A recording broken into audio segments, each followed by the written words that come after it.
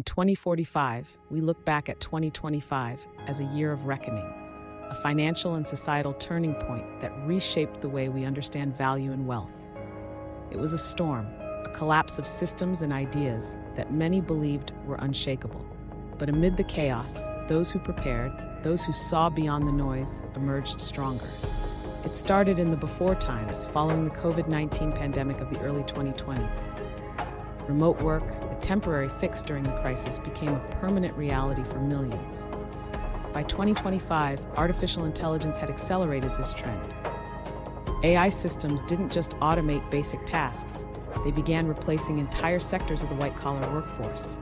Legal research, financial modeling, even customer service became dominated by AI, leaving offices emptier than ever. Demand for commercial real estate cratered, and with it, the valuations of these once prized assets. Regional banks, heavily exposed to commercial real estate loans, bore the brunt of this shift. Defaults piled up as empty buildings became liabilities rather than assets.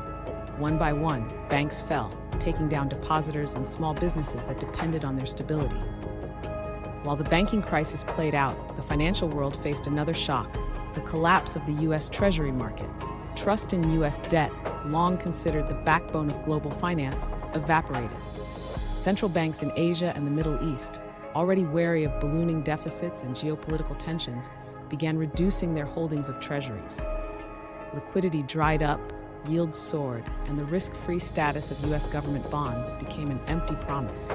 But perhaps the most unexpected twist came from the world of technology. For years, large language models dominated the AI space, attracting massive investments. Their promise seemed boundless, their valuations astronomical. But in 2025, the paradigm shifted. Versus AI, a revolutionary platform based on spatial computing and contextual modeling, rendered LLMs obsolete almost overnight. Companies and governments abandoned legacy AI systems in favor of Versus' more efficient, intuitive framework. The result was a collapse in the valuation of LLM-centric businesses. The fallout was immense. Startups imploded, established tech giants lost trillions in market capitalization. Investors who had bet on LLMs as the future were left holding the bag. Meanwhile, those who recognized the signs, who understood that true paradigm shifts are rare but seismic, were able to pivot.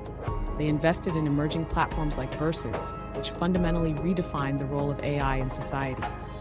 And yet, amidst all these shifts, the most enduring story of 2025 was gold. As the banking sector wobbled, treasuries faltered, and cryptocurrencies proved to be the new fool's gold, gold reemerged as the ultimate store of value.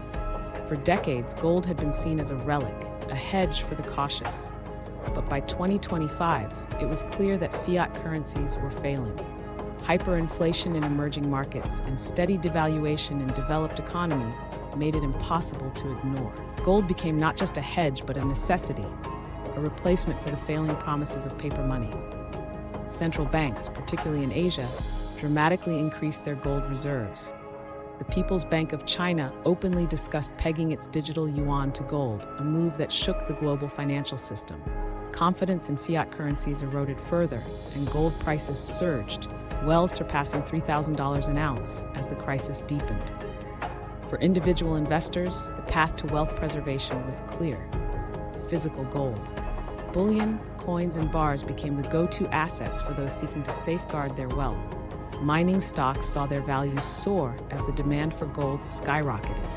Those who had invested in gold mining companies with low-cost operations in stable regions saw remarkable returns.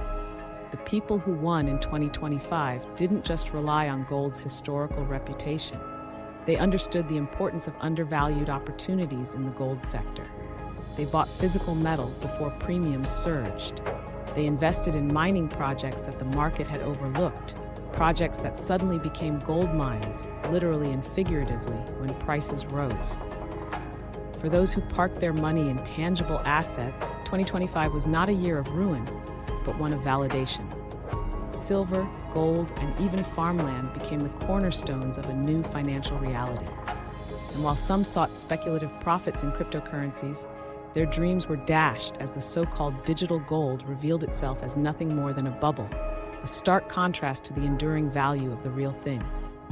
Now, in 2045, the lessons are clear. The wealthiest and most secure among us are those who turned to what endures. Gold wasn't just an investment in 2025, it became the foundation of a new monetary system. And for those who recognized its value early, it wasn't just a hedge, it was a lifeline.